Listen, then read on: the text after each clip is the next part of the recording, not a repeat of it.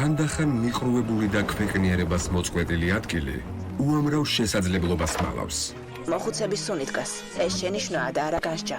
როდესაც გონია, რომ სამყაროს კიდეში მოხვდი ეს არტურ სპაიდერვიკია, ჩვენი დიდი პაპის ძმა. და აქ არაფერი მოხდება, სწორედ მაშინ ამ წიგნის წაკითხვა არ გაბედო. ერთი საბედისწერო გადაშლით სიცოცხლეს საფრთხეში ჩაიგდებ და სასიკვდილო შედეგებს დაუპირისპირდები.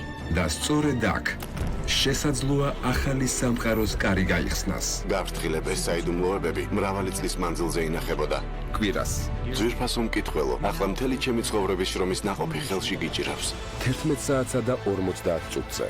გობლინები არიან, იმიტომ რომ წიგნი გაიტანე და ფაქტობრივად ხვირწინ უტრიალე უტვინო ბიჭო. ჩაუჯექი ყველაზე უცნაურ თავგადასავალს. სპაიდერვიკის ქრონიკები. მეტელაზე. GDS-ზე.